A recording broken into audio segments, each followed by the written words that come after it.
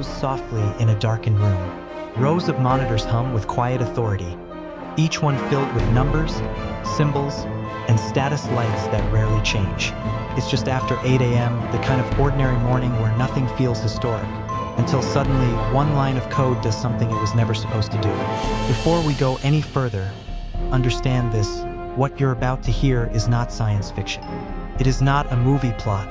This is a real chain of events where human hands, flawed systems, and invisible software logic briefly nudged the world toward the unthinkable. If systems had failed differently, if one decision had been delayed or misread, millions of lives could have changed in minutes. So stay with this story to the end, because the most dangerous moments in history don't always begin with explosions. Sometimes they begin with a keystroke. And if stories like this matter, stories that reveal how close we come to catastrophe without ever realizing it, make sure you stay to the end and consider subscribing. These are the moments history almost never shows you, but they shape the world more than we know. The room we're entering now is buried beneath layers of concrete and steel. No windows, no clocks, just fluorescent lights and the low, constant sound of machines doing their jobs. This is a command center, one of many scattered across the globe during the Cold War and beyond, where early warning systems are designed to do a single thing flawlessly: detect the launch of nuclear weapons. These systems do not sleep. They do not blink. They watch the sky through satellites, radar arrays, and data feeds, searching for patterns that might mean the end of civilization has begun. On this particular day, everything starts as routine. Operators sip coffee, exchange brief comments, and glance at screens they've seen 1,000 times before. Somewhere deep in the system, a software update has recently been installed. Nothing dramatic, just code thousands of lines long, written by engineers who never imagined their work would one day flirt with global annihilation. Then, without warning, a warning appears. First, it's subtle. A change in status. A flag where there shouldn't be one. An alert that doesn't sound like an alarm yet, but feels wrong. One of the operators leans closer to the screen. Another checks a parallel display.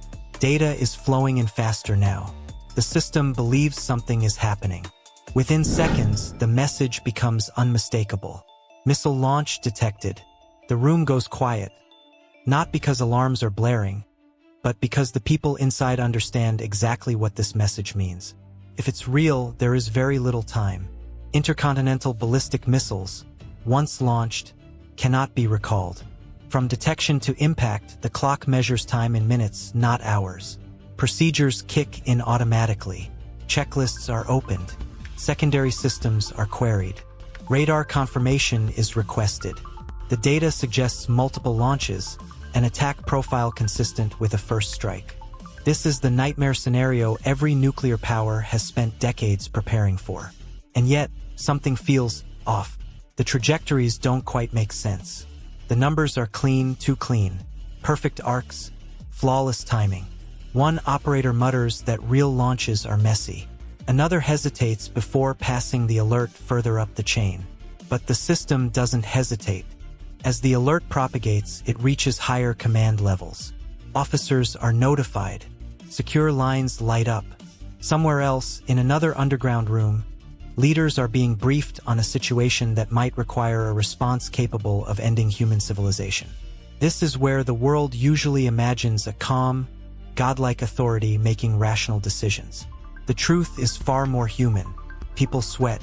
Voices tighten. Everyone in the chain knows the doctrine: respond quickly, or risk losing the ability to respond at all. Nuclear strategy is built on speed and certainty, two things that are suddenly in short supply. In these moments, history balances on judgment calls made by tired humans staring at glowing screens. What almost no one realizes yet is that there are no missiles in the sky. The satellites are not seeing fire plumes. The radar is not tracking metal objects screaming through space. What the system is reacting to is data generated by a test scenario that was never meant to leave a controlled environment. Somewhere in the codebase, a training module designed to simulate an attack has been improperly linked to the live warning system. A conditional statement, and if this, then that, has failed to distinguish between a drill and reality. The system is doing exactly what it was told to do. Years earlier, the code was written to speed things up. Engineers wanted realism. They wanted training exercises to feel indistinguishable from real events so operators would take them seriously. The idea was simple: realism saves lives. No one anticipated that realism, without an absolute safeguard, could almost take them. Back in the command center, confirmation checks are still coming back inconclusive. Radar systems report nothing. Ground-based sensors are silent. Yet the core system insists the threat is real. Its confidence level is high, dangerously high. This is the moment where automation and human intuition collide. One officer refuses to escalate immediately. He requests more verification, even as protocol urges speed. Seconds feel like minutes. Somewhere else, another system operator notices a timestamp anomaly. The alert data carries a signature identical to previous training simulations. It's small, easy to miss, but once seen, it changes everything. The realization spreads cautiously, like someone afraid to say the wrong word out loud. Could this be an error? A phone rings on a secure line. Another officer confirms that a scheduled software test had been running earlier that day. It should have been isolated. It wasn't. The alert is downgraded, then canceled. No sirens, no public announcement, no headline screaming that the world almost ended before breakfast.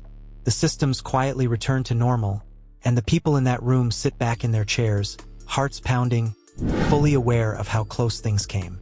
Later, reports will be written in dry, technical language. False alarm due to software integration error. No missiles detected. No further action required. But those words cannot capture what it feels like to stare at a screen that claims nuclear war has begun, and to not know if it's lying. This was not the first time code nearly changed history, and it wouldn't be the last. Years before, in 1983, a Soviet officer named Stanislav Petrov sat in a similar room when his system reported incoming US missiles. His training told him to report it immediately. His instincts told him it was wrong. He trusted his instincts, and the alert turned out to be a satellite misreading sunlight reflected off clouds. He never fired a weapon. He never pressed a button. He simply waited, and the world kept turning. Again and again, the pattern repeats. In 1979, a training tape simulating a massive Soviet attack was accidentally loaded into a US early warning computer, triggering alarms across North America. Fighter jets were scrambled. Missile crews were alerted. Only at the last moment did cross-checks reveal the truth. A tape, a simulation, a mistake. Each time, the story ends quietly without catastrophe. And because nothing happened, almost no one remembers. What makes these incidents so unsettling isn't just that they occurred, but that they occurred in systems designed to eliminate doubt.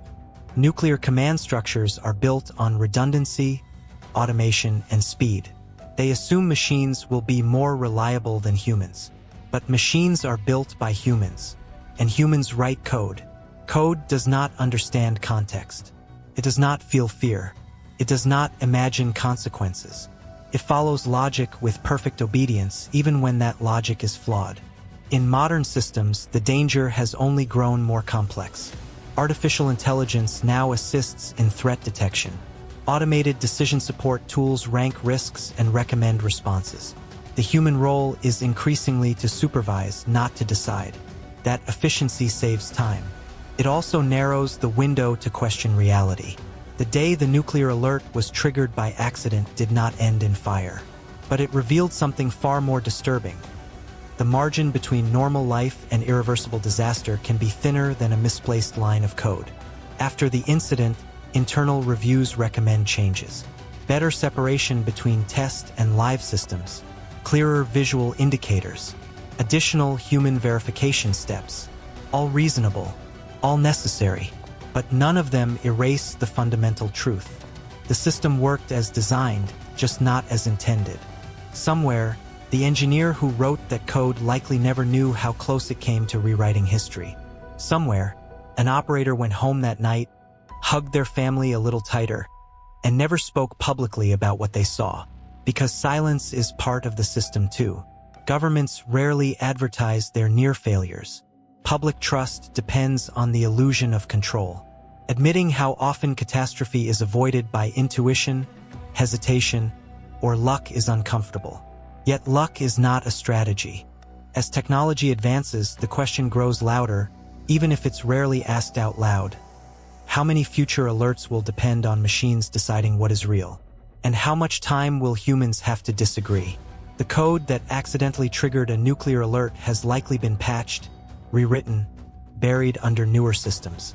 But the lesson remains, humming quietly beneath the surface of modern life. The most dangerous threats are not always malicious. Sometimes they are accidental. Sometimes they are logical. Sometimes they are running perfectly right up until the moment they aren't. And right now, as you watch this, those systems are still active. Watching, calculating, waiting. The world did not end that morning, but it could have. And the only thing standing between routine and ruin was a handful of people who chose to pause, question, and look twice. That is the fragile, uncomfortable reality of living in the nuclear age. If the story changed the way you see the invisible systems protecting and threatening our world, take a moment to reflect on it. Share it with someone who believes history is shaped only by grand decisions, not silent near misses. And remember, the future may depend less on perfect machines and more on imperfect humans who know when not to press the button.